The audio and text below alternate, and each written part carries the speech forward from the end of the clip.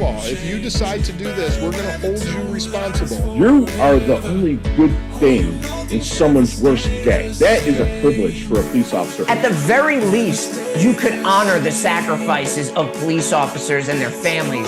We have the ability to save the Republic. Welcome to the On the Blue Line podcast with Wayne Mulder. I'm your host. You guessed it, Wayne Mulder, and I'm happy to be back with you again this week. On this podcast, we discuss life from a law enforcement perspective, so thank you for joining us. Just real quick, some housekeeping. If you are following us or are not following us on social media, Twitter and Instagram are the two I'm the most active on. Some of the Instagram stuff goes over to Facebook. We have a page there, but I'm most active on Twitter and Instagram, and I hope you will join me there. Be sure to check out our website, ontheblueline.com. Lots of information on there, and there's full show notes for every episode. And then I would love to get your feedback, and you can email me directly. It's wing@ontheblueline.com, so please do that, and I would love to hear from you. And then for podcast listeners, those of you who are listening in audio, if you're on Spotify or Apple Podcast, if you'd be sure to follow us, that helps tremendously. And if you're on Apple Podcast, if you'd be sure to also leave us a 5-star rating and review. Hopefully you're loving the show, 5 stars. If you're not loving the show, we'd still appreciate 5 stars, but I would never ask you to lie. So please consider that. And then all podcasts are in video format at both YouTube and Rumble for you to find there. I hope you've been enjoying the recent episodes that have come back out. This will be our 4th one since I was out on a fairly extended period of time for a heart surgery, but all that was in that first podcast of the 4 that have come out. So please go back and listen to that one. And if you haven't listened to our first guest, Lindsay Foss, I encourage you to go back and listen to that episode. This week's guest is the same. It's another one that was recorded before I was unable to produce content for a while. And so this has been sitting dusty in the archives, but we get to pull it out today, and I think you're going to benefit from it. My guest this week is Adam Wills. Again, if I didn't tell you that there's a few things we mention about when his new podcast is starting and so forth, but if I didn't mention that this had been recorded a long time ago, you would have no idea, because so much of this information is evergreen information, and it's just as relevant today as it was when we sat down and recorded it. So I hope you enjoy it. I hope you get something out of it. One of his companies, his email and website is all about Leo to CEO, and that concept is something we discuss here. If you're someone who's in a transitional period, you're nearing retirement, you're at a point in your career you think you might be stepping away from this career, whatever your situation is, I think this is the podcast you're going to want to listen to. In fact, if you ever think there might be a possibility you're going to step away from law enforcement, and I'll give you a hint, chances are you probably will. And since, as we discuss and as Adam points out, that the entire concept of retirement is somewhat of a hoax, I hope that you will listen to this podcast in its entirety and that there'll be some principles in here that will help you out. So without taking any more time, let's get to this week's guest, Adam Wills. Adam, welcome to the show. Hey, thanks for having me here, Wayne. It's an honor and a pleasure. Well, I appreciate that. I always enjoy meeting new people and having the opportunity. Even in the last few minutes, we've got to sit here and just kind of talk and get ready for today's conversation. And I'm really excited about what we're going to get into. So thank you for coming. Likewise. Yeah, we probably should have recorded some of that, huh? Well, that's the way this always goes. Sometimes the listeners don't get to benefit from those great conversations that happen before and after the actual recording. Yeah. So let's start as I always do. I start with the softball right from the beginning. Is it coffee or tea for you, sir?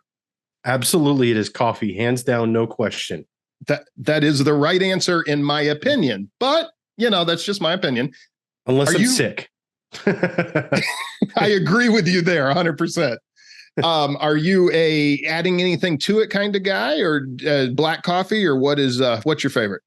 Black coffee and Latin American coffee, Southern American coffee specifically, or African. I like dark, bold, like leaves a bite in your mouth type coffee. Yes, something where you could possibly get the spoon to stand straight up if you were going to put something in there. Yeah, like you're almost tempted to chew it on the back end. Yes, that's absolutely my favorite as well. So, where is your favorite place to have that drink? Ooh, that's a really great question. I haven't put a lot of thought into.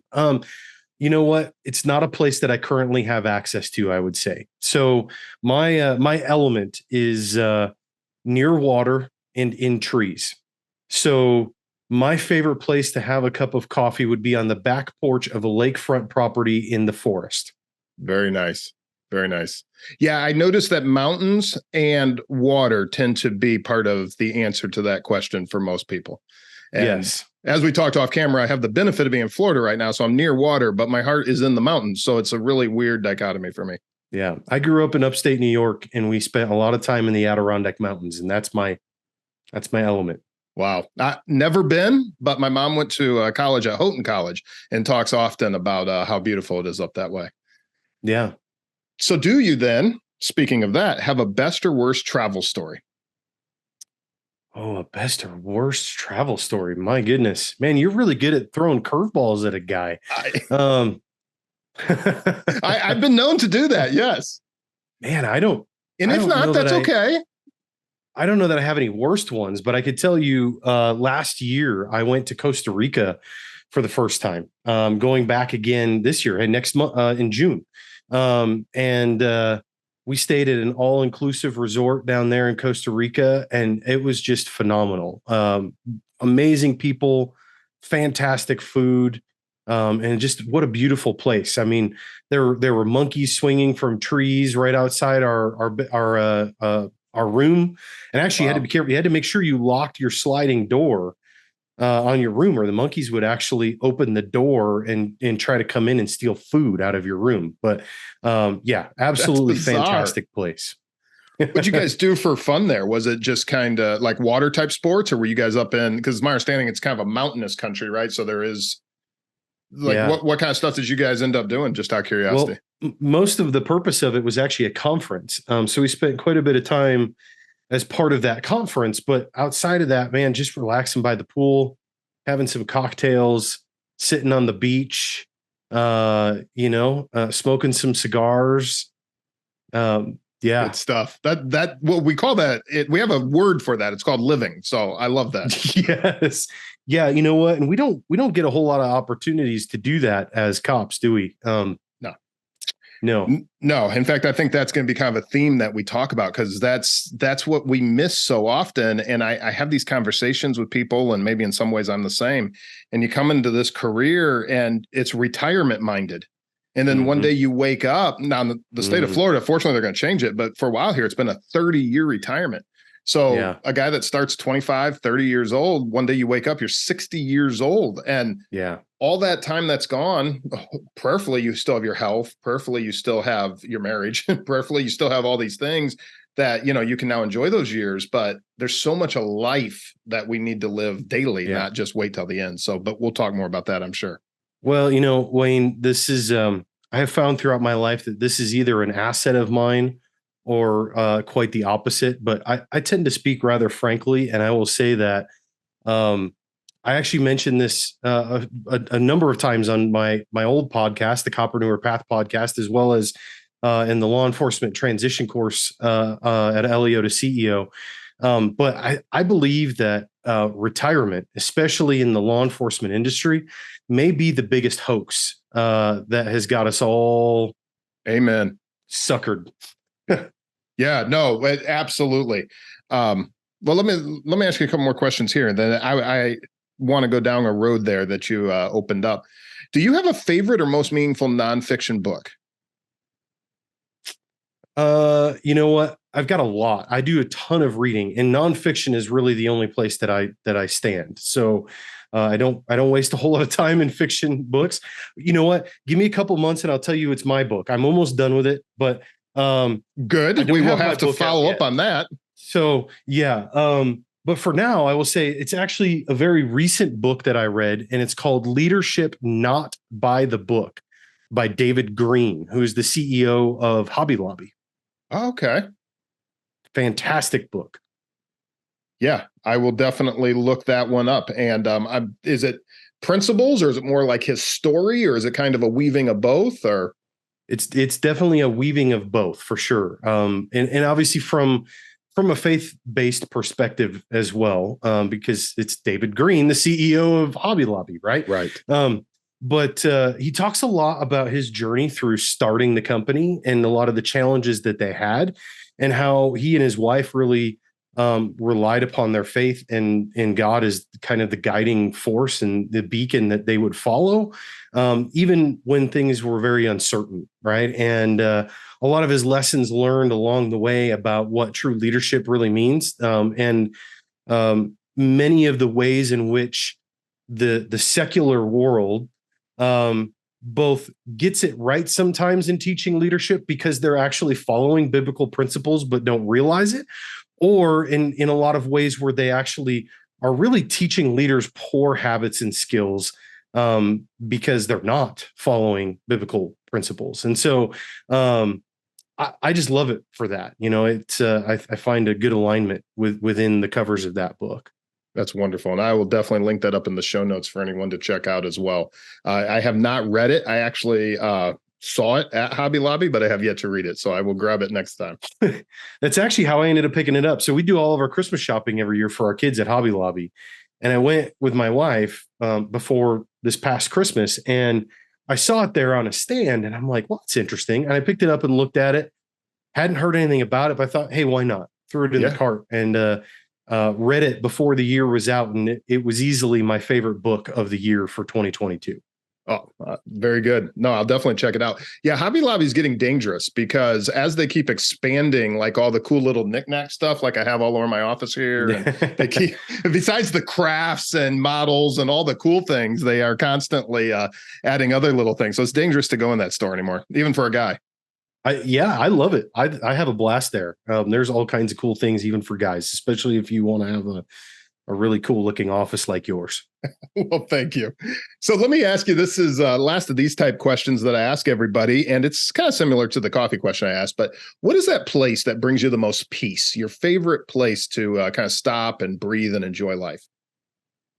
Yeah, I'm going to kind of go back to what I said before, and that's anywhere near water in trees. Let's go into your origin story a little bit. Let's just wherever you want to start, kind of in your journey. You've teased some of it, that you were in law enforcement and you have a family. So I know that about you so far, Adam. But wherever you kind of want to start with your journey that brought you to who you are today. Yeah. I like you said, I spent 15 years in law enforcement. I got to do pretty much all the cool things in that 15-year career. I moved hard and fast, and was just one of those go-getters that really wanted to do everything. So I spent time as a gang investigator. I worked in the jail. I pushed a patrol car. I got to do highway narcotics interdiction for a bit. I spent 4 years on the U.S. Marshals Task Force. And then even did some work with FBI and DEA on a 2-year investigation, doing some undercover work, managing a couple CIs and making drug buys. And I actually bought a case of Mexican hand grenades in one of those buys that we weren't. That's another story in and of itself. But got to do sounds like a cool great things. story, Adam. Yeah. So the last 6 years of my law enforcement career, I spent in leadership, second in command as the undersheriff of a rural law enforcement agency here in Colorado. And the way that happened was really, it was nothing I planned. It was nothing I anticipated. And it too is a long story, but we'll just say that, I was following what I perceived to be a very succinct and direct prompting by the Lord. That's, I always say that whenever God wants me to do something, he always needs to use a 2x4 upside the back of my head. And that was really the case in this particular scenario. But, I just felt this draw. I mean, I loved the agency I was working for on the Front Range, was doing really well. Career was going awesome. But, I had just gotten married to my lovely wife, and she grew up out in the more rural part of the state, and I felt the Lord just saying, you know what, we need to move out and be closer to her family. And I fought it. It wasn't really something I wanted to do, but I did, and I took a leap, and that ultimately resulted in me being offered this position as undersheriff, which I really wasn't prepared for in a lot of ways, even though, I feel like I always was on top of things as a cop, right? I understood, was into my statutes. I knew how to be. I was a good cop, right? And but I was young too at the same time. I was actually the youngest undersheriff appointed in the state of Colorado at the time that I was appointed, and spent 6 years doing that until my sheriff did not win his reelection bid by like 120 votes in the primary, and it was ugly. It was ugly. What was the split in the primary? I have to ask because I also am a political junkie of sorts. What was the split that made him lose the primary if he was the incumbent? Like what was the hot button issues that led to a 120 vote split that he lost? When you live in a rural community, perception is reality. Understood. Right? And unfortunately, even if that perception is not actually the reality, that is often the case. And so Gotcha. thou who is able to persuade the perception to their advantage usually is the winner, if you will. But Fair enough. In this case, I mean, there was a lot of personal things that went into that contest, if you will, unfortunately. Gotcha. Between the incumbent and the contender. And there was unfortunately a lot of inaccuracies and deceptions and untruths that were being spread in the process of that. And while I have high regard and high respect for who was then my boss, the sheriff, and his stance to say, I'm not going to stoop to that level to fight it. We're going to let our reputation speak for itself. And truth will prevail. Truth did prevail, but not quite in the way that we saw that it would. Right. So, and it's okay. Like now I can look back and I can say it was an absolute blessing that it happened the way it did in my life. And I know that he would say that too. But it was ugly. And so, in the process of that, because it was a primary, I had 6 months to prepare for my exit. And didn't really know what to do. Like I really went through a struggle during that time of, what do I do? Right. Where do I go? Right. Yeah.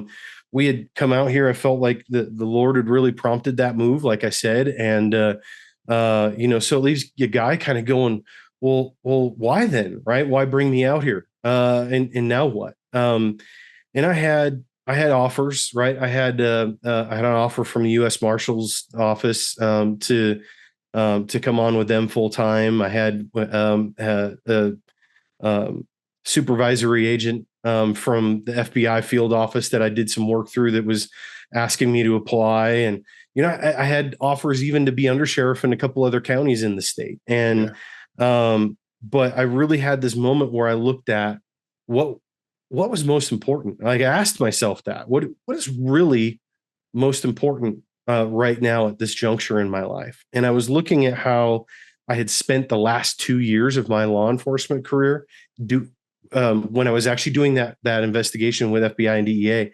And I was working so many hours, I was killing myself. And I wasn't spending time with my kids. I wasn't spending time with my wife.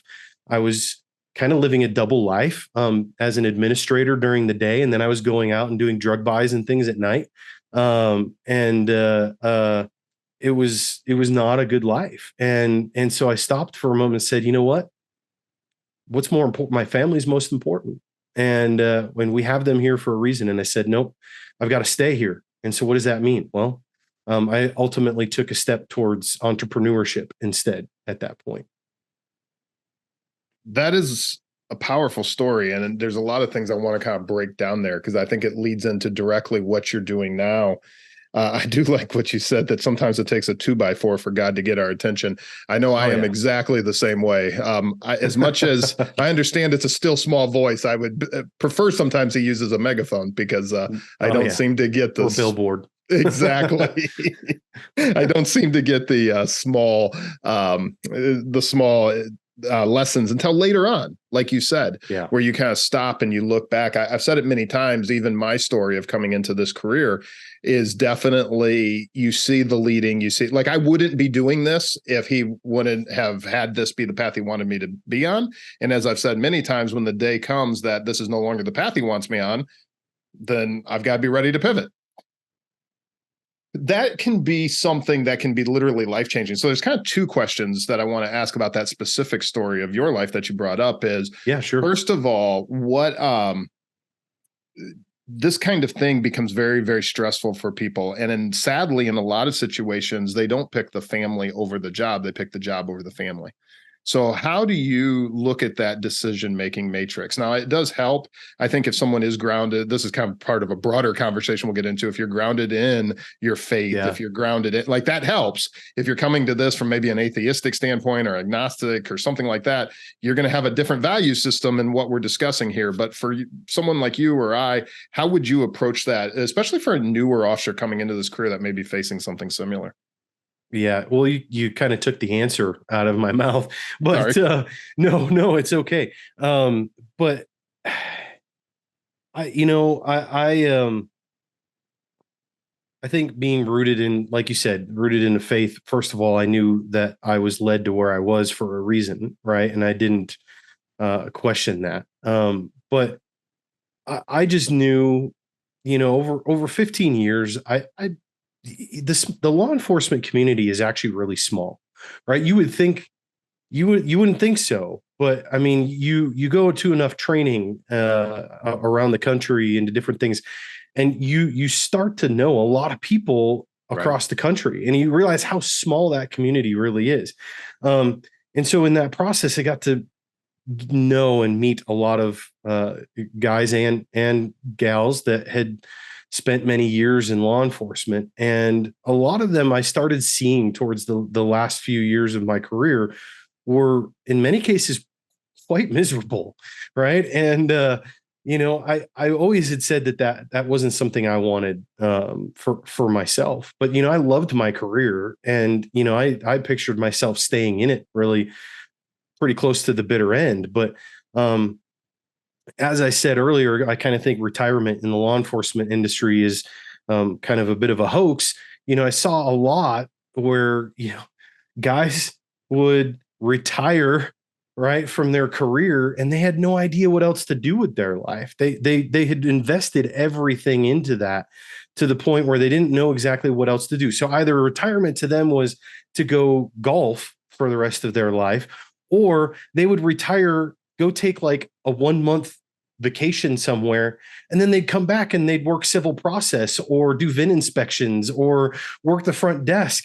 And I was like, that's not retirement, right? It's definitely not my idea of it, for sure. and so I just didn't want to get to that point in my life where I didn't know what else to do with it. Yeah. So leading that question to, you said, you're faced at this point where you have like 6 months, and, this election is coming up, and clearly you're seeing, this is becoming very bitter, and you got a lot of personal things that are going on between those in the election. And so you're faced with this, hey, in 6 months, I could be looking to do something different. How'd you break that down? Like, what were the thoughts because clearly in the moment, and obviously we'll get to, this is exactly what you're teaching others to do, but before you taught others, you had to go through it yourself. So in that moment, what were the things that you were seeing, and what were some of the steps that you started taking to make the decision into what you were going to do next? Yeah, I mean, there's a lot to unpack there for sure. I would like to tell you that it was this very measured approach that I planned out and made complete sense, but it really wasn't. It felt like complete in total chaos. To be quite honest, it was scary. It elicited a lot of panic, right? And I'll tell you too that after my last day on the job, okay, I've always been a proponent of carrying off duty and concealed carry in general for the average citizen. And So I would do that often. Pretty much, I would never. It's like Lieutenant Colonel Dave Grossman always says: never go anywhere without your firearm, a blade, and a light and an extra magazine, right? And I've always been the same way. But after that last day, I came home. I put my Glock 19 in the little safe on my dresser, and I struggled to take it back out again. It took me almost 6 months to be willing to do that again, and it wasn't because I didn't, again, believe that was a thing I should do, or that I didn't want to, bear that responsibility anymore. But I felt like for some reason, like that was a part of my identity, and I wasn't allowed to possess that anymore. The identity. Right. And so I really struggled. And this goes back to the point I made before, where I didn't want to get to that point in my career where I didn't know what else to do with my life. And then it dawned on me that I was kind of already there after only 15 years, Isn't that amazing? I know. And so, but having that 6 months to prepare, I knew I wasn't moving anywhere, wasn't going anywhere. And being in a rural area like we are, there's a ton of, opportunities out here. And so I kind of started off doing two things. I was also, in my law enforcement career, I was a CVSA examiner, the voice stress analyzer. And so I purchased my own CVSA and laptop. And I was like, I love doing interviews and interview interrogation. I was like, I'm going to get a private investigator's license, and I'm going to offer consulting services to attorneys in doing CVSA exams. Right. Yeah. And so I started doing that, and it went okay. Right. It went all right. I was working with a couple of attorneys doing some of those. But at the same time, because I had to make sure I could pay my bills, and that wasn't quite there yet. Right. Going back a number of years now, feels like eons ago. When I was a kid, I used to have a passion for building websites when I was a kid. And so it was something that I've enjoyed and kept as a hobby over the years. And in fact, did some freelance work building websites for people on the side when I was in law enforcement. And so I was like, well, I know I can make money doing that. So I was kind of doing both of these things at the same time. So I'm like, private investigator over here, and then I have another business over here doing web design and development. And but I really, really, really wanted the PI thing to work, because that felt like I could still maintain part of my identity. Right. Like there was an obvious and simple transition into, okay, I was a cop. Now I'm a PI and I'm doing this thing. Right. Still feel like a detective or whatever the case may be. Yeah. Yeah. I mean, it's easy for people to understand. You don't have to answer a lot of questions, because we all know as cops, like, we don't want people prying into our business, and we don't like answering questions about ourselves. Right. And so I really wanted that to work, but it really didn't. And I've always used the analogy where I'm like, man, I feel like I had two fire pits going, right, with the different businesses. And this fire pit with the PI thing was like not really taking off. Like I had to constantly keep pouring fuel on it to get it to ignite again and, keep going. But then over here, this other business, this web design development business, like that was taking off. Like people were coming to me left and right for work. And it was, it paid better in a lot of ways. And I didn't have to go anywhere. Right. I got to stay home and work from home. But I didn't have an identity in that. And then I'd always get weird questions from people that'd be like, how did you go from being a cop to building websites? And then it just like felt like this reopening of a wound that I had to now try and explain to them. And so because of that, that fire was taking off, but I felt like I was always trying to pour water on it to get it to go out.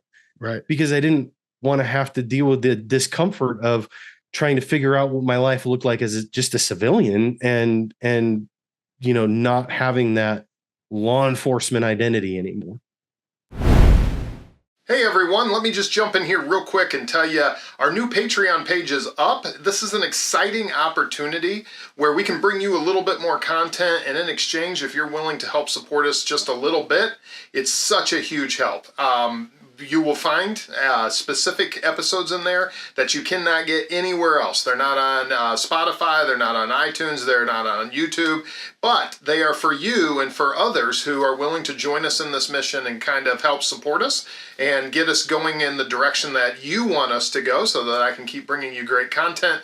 And then on the other side of it, it helps to steer the direction while getting a little something extra as a thank you. So I hope you'll consider joining us. There's actually 3 different levels inside there. One is pretty much just ad-free content that's not available everywhere else, all the way up to a level that includes a monthly membership meeting where you get to come into a Zoom call. I'll be there, others will be there, and we can just kind of not only talk about whatever it is that you may want to know, questions, answers, and all that good stuff, but then also kind of steer the direction for what this is becoming and what we hope it to be. So thank you for letting me just take a minute and tell you about it. It's our new Patreon site. The link is going to be whatever platform that you are watching this on. It'll pop up on the screen right here, but then also it's going to be down in the show notes. So if you're on YouTube, scroll down below the video. If you're on Rumble, scroll down below the video.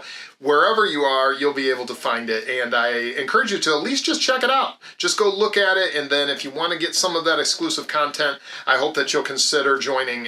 Huge help. It's not a lot of money. I mean, I understand the times we're in and the economy that we're in, but for a little bit of money, it's going to help not only continue to bring you the content that you want, but then also give you a little something extra as a thank you. So thank you so much for even listening to this. Now back to the show.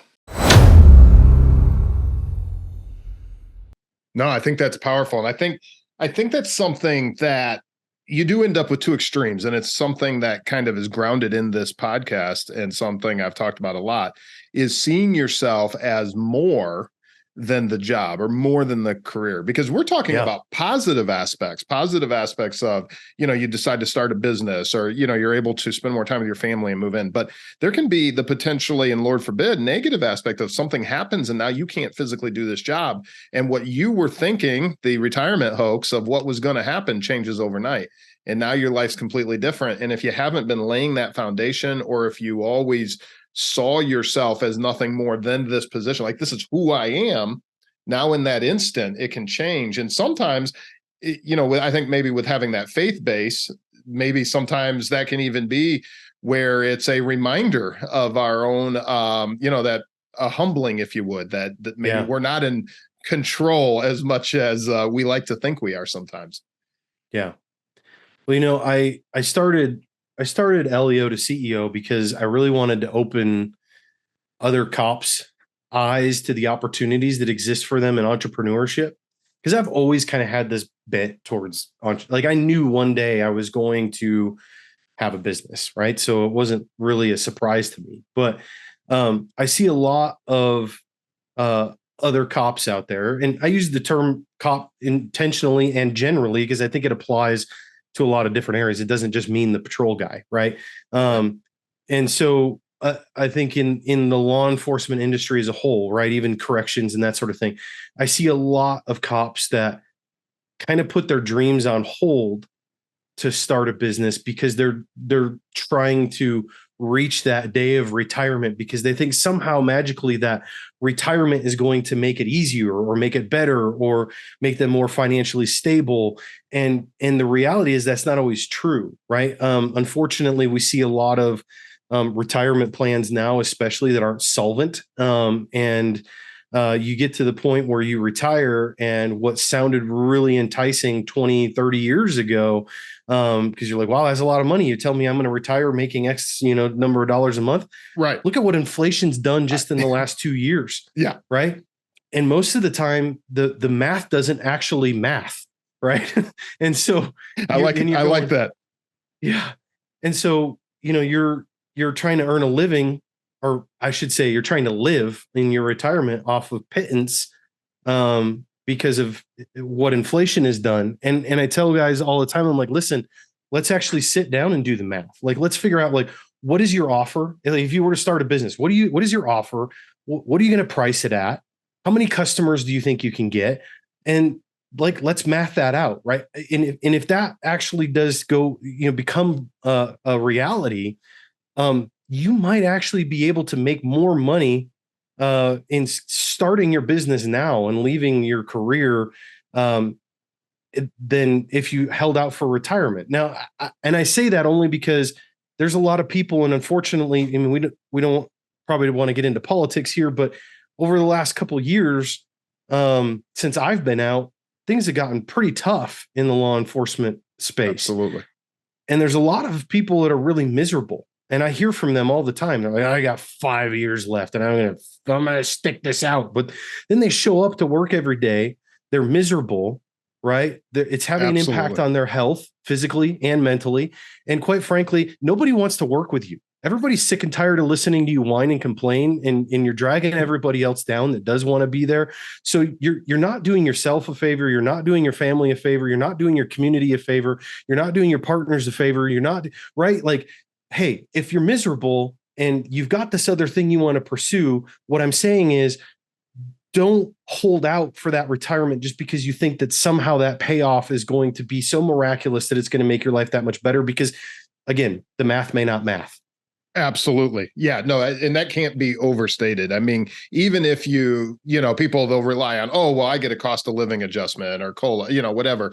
And it's like, there's no COLA on the planet that's going to get you to like 14%, inflation like that. Yeah. That just, it doesn't happen, No, you can't budget for that. No, you simply can't. So I think there's a lot of wisdom to what you're saying. I can also hear, though, I have friends and I can hear in the back of my head right now them making some sort of comment, because we're all cops and we're all cynical, some sort of comment about, well, that sounds good. And I love what Adam's saying, but he's not including, the amount of money and resources and time and what if it fails and, that what if game playing that. So how do you answer that guy? Who I won't mention his name, but I can hear his voice in my ear as I am asking this. Well, I mean, I don't know that there is a concrete answer to that, just to be honest. I mean, I wish there was, but I will say this. I mean, ultimately what you're talking about is risk, right? You're saying there's a risk because there's no predictability in entrepreneurship, right? Well, is that risk any greater or is it less than the risk that you take going in and continuing with the career, especially if you're unhappy, right? Like, I'm not trying to I've been accused of trying to encourage a mass exodus from law enforcement before with my podcast and with Elliot, CEO, and that's just not the case. I just we need good guys and girls that are still on the street that are committed to doing that. Right. And I want them to stay there if that's where they're at. But, I've also seen a lot of stories of people that, end up having to medically retire. They get injured, or even if it's not a physical injury, mental injury is a legitimate thing. Absolutely. Having been in a lot of critical incidents myself, it's sometimes there's a lot of things unpredictable. And, I know that at the end of the day, here's one thing I can say in entrepreneurship, in my business that I have now, and every business is a little bit different, right? And some might have more risk than others, but my commute is from the coffee pot across the hall to my office. And my biggest risk is not getting shot at or, stabbed or spit on or blood exposure or any of those things. My biggest risk is spilling some coffee on myself. And like you said, maybe losing some money. Right. But I know at the end of the day, I'm still, outside of, we all die somehow, but outside of the catastrophic, I still am going to have my family. I'm still going to have my house. Right. I'm not taking the risk of being ripped away from that quite the same. Right. And I don't want to make it sound like I was ever scared of that risk in law enforcement by any means. I've done a lot of the dumb things just like everybody else. And, ran into buildings that were on fire and, all the dumb stuff. Right. Especially in the UC world doing buys for sure. Oh yeah. Yeah. But yeah, that's my answer. You're saying that there's risk. Well, yeah, of course there's risk, but balance it, right? What's a bigger risk? What's most important to you? That question I was asking myself when I was trying to decide what was I going to do? What's most important in your life right now? Answer that question first.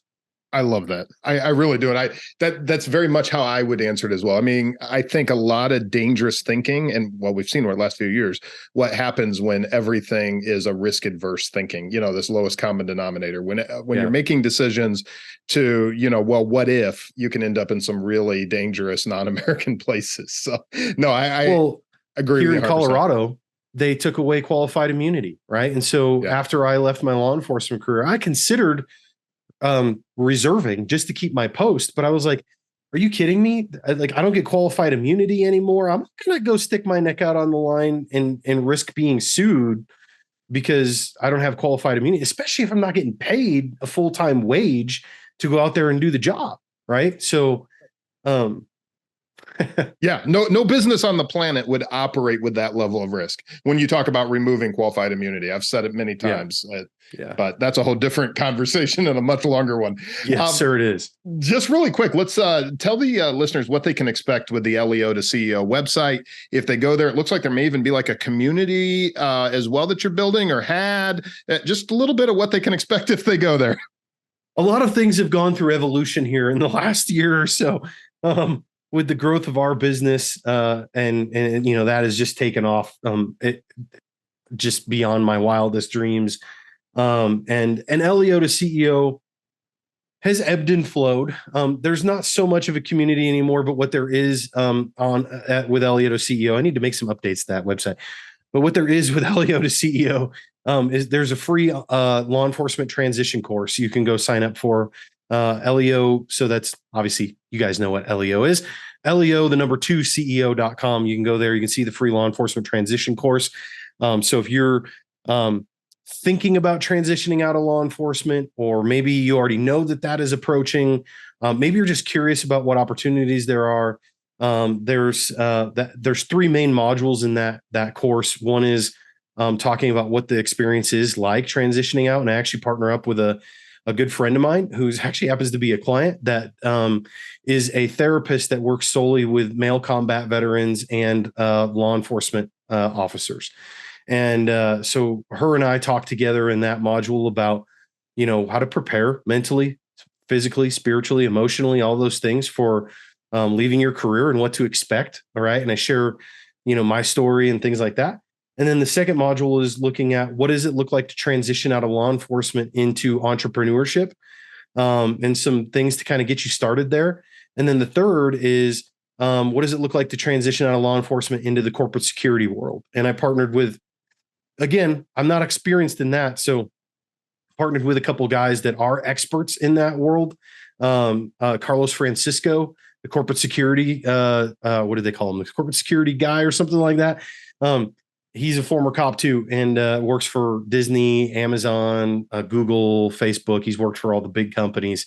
And so you can check that out. And then we do have workshops every month where we bring in guest speakers, and sometimes I'll coach and teach on certain things in business and marketing. You definitely go check that out. That's pretty much what LEO to CEO has to offer right now. Perfect. And I'll be sure to have that linked up. It is the LEO, the number 2 CEO. And I definitely want everyone to check that out.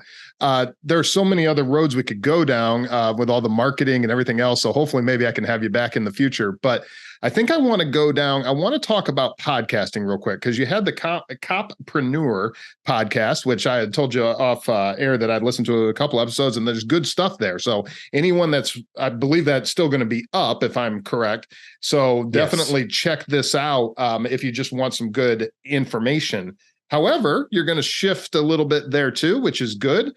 It's always good to evolve and to grow as we do these things. And you're going to be coming out with a new podcast, or have come out with a podcast called the Uncompromised Podcast. And I love, in a world of relativism, I love it when I hear things like this, because we've fallen so far away from absolute truth.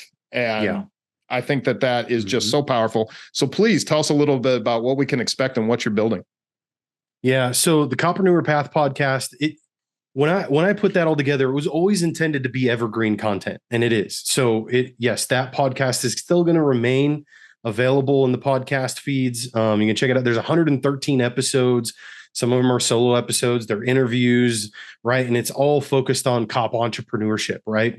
Growing, starting, scaling a business.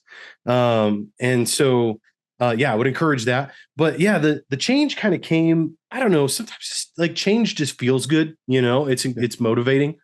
And I just felt like it was time after 13 episodes, and it kind of came as a sudden decision. So I recorded the last episode, went out last November, at the end of November.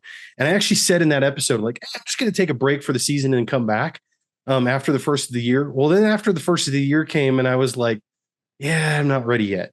And, I just was like, I couldn't do it. and I acquired a part of another company back in October as part of our expansion and growth. We're now a huge company, and I've learned a lot about myself and about entrepreneurship over the last couple of years, and I've made a lot of really dumb mistakes, but I've also learned what does it really take to grow to that level. And I'm still figuring it out. Don't get me wrong. But I just really wanted to highlight kind of some of those experiences. And really, I had this profound moment back in October. No, it was November of last year. So right around that same time, I had this profound moment where I realized that a lot of the things that were causing me angst in my life and had in the past were areas where I compromised on things. Right. And where I was willing to, like, let's compromise on this thing. Like, I don't really need to stand firm in that personal belief or value that I have. I can compromise a little bit here. I can compromise a little bit there, or like even just compromising on how I ran my business. Right. And I'll admit, this is something I still struggle with. My law enforcement career did not set me up well for not being a workaholic. I love work. But compromising on the time I spend with my wife and my kids, and the time that I need to take off for myself to really live in a mode of my zone of genius and being able to be a visionary and visualize things and not just be stuck in fulfillment mode and running on a hamster wheel, right? And so I started realizing that compromise was really not a positive thing, and we've been taught all along our entire lives that compromise, come on, Johnny, you have to compromise. And I think that's really kind of another big lie in our lives, is that compromise really isn't, because I think there's a distinction. Okay. There's compromise, and then there's creation of a superior solution. Okay. And they're different. They're not the same thing. And so I think if we focus our life on how do we create a superior solution together, right? That's different than compromising. And I think compromise just breeds mediocrity. And so I was like, you know what? I'm going to start this new podcast, and it's all about being an uncompromised blank, an uncompromised entrepreneur, an uncompromised husband, an uncompromised father, an uncompromised Christian, right? All of these things. I'm like, I'm just not going to compromise anymore. I love that. I absolutely love it. And sometime in the future, we're going to have to dig into this. I will be listening to the podcast, but I would also love to dig further into this creation of a superior solution, because I think that is fantastic. In fact, even when we talk like broader societal issues and so forth, I don't get specific into politics, much like you referenced earlier, but on the show, but I do say that politics affects law enforcement. It absolutely does. And big time. So when we talk about some of the societal disagreements we have right now, there is absolutely middle ground. It's that quote unquote compromise, which I agree with you. I dislike the word greatly. However, it's not a compromise of values. You have to be rooted in absolutes. Like you and I both agree in the Bill of Rights. Okay, now we can find a superior solution. I love that, because we have these absolutes that we agree on. So now how can we, but if you or I, either one is like, well, we're going to throw out the Constitution and the Declaration and the Bill of Rights, and oh, by the way, you're going to do it my way and you've got to compromise. Well, that is what I call a problem. Well, you see, when we compromise, nobody gets what they wanted in the end, right? Yes. And so we end up just breeding dissent and all those ugly other things that come with it. but ultimately, I feel like society wants us to be homogenous, right? Society wants us to all think the same, act the same, do the same, say the same, right? And I think we should embrace our differences and be okay with that, right? There's no reason we have to be offended just because somebody thinks differently, dresses differently, looks differently, says differently, right? Like, I believe there used to be a point in this country where that was okay and it was encouraged, and it doesn't seem like that's where we're at right now, and it certainly doesn't feel like that's where they want to take us. There's this push towards just being homogenous and everything being the same, and not talking about critical things and things that are uncomfortable or that we might, oh my gosh, disagree on, right? And I just think I don't know, it's ridiculous. I think it's ridiculous. I think that just makes things worse. I agree with you 100%. And I say it all the time. I don't want a whole world of people that agree with me. Lord forbid. My goodness, if we had a bunch of Waynes running around, we'd have a problem. But taking Adam's thoughts and my thoughts and the listeners' thoughts and bringing together, we can make a stronger community. Well, Adam, we are running out of time. Before I let you go, though, I have to ask my final question I ask every guest on the show. And we've kind of touched on a few things that may help answer it. But what is that one takeaway, the one thing that we as law enforcement officers can do that's going to make a difference in our personal lives? Here's the one thing I will tell you, and this seems like a really simple answer, but it's intended to be. And like I said, I spent the last 6 years as an administrator, so I unfortunately saw the breadth of this firsthand, but too many cops don't take the time off that's allotted to them. And I know things are, difficult right now. There's staffing shortages everywhere. Everybody's being asked to pull extra shifts and work longer shifts than normal. But my best advice is, remember why you got into that career in the first place, right? Probably you want to provide for yourself and your family. And second, because you wanted to do good things for the community, right? Nobody gets into law enforcement to make money. And so, if you don't take care of yourself and you don't take your time off that's allotted to you, those mental health breaks, and you don't actually disconnect, by the way, when you take that time off, then are you really going to be able to be there to provide for your family the way you intended to? And are you really going to be at your best to step up and be a guardian for your community? Yeah, that's great advice, and something that is also that I'm very passionate about as well. So thank you so much, Adam, for coming on. What's the best way for people to connect with you? Yeah, so best way is social media for sure. So you can find me on LinkedIn is where I'm most active. Second to that would be on Instagram. Just search my name, Adam Wills. But you can also, if anybody wants to email me directly, you can email me at adamw@heightdigital.com. That's HITE digital.com. And of course, please do check out the Uncompromised podcast. It has not officially gone out yet. It launches May 1st.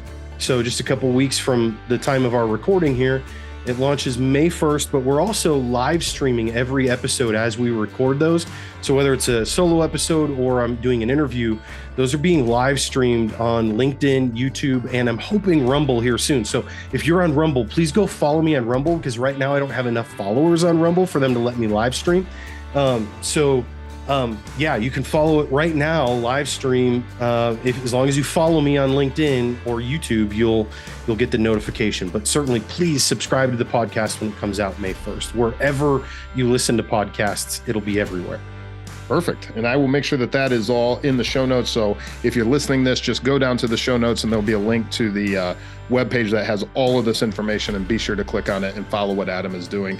Great stuff, sir. We could go on for hours, but I know you got things to do and we got to keep moving. But thank you so much for coming on. Yeah, you bet. All right. What do you think? I hope you enjoyed that podcast. Thank you so much for watching or listening. However you enjoyed this week's podcast, thank you so much. Every episode has the full show notes at ontheblueline.com. Please be sure to check all that out. If you saw the ad for our new Patreon page, it's just a way to get content that is only available to members and a way for you to support this podcast. So I hope that's something you'll consider. You can always click the link in the show notes below.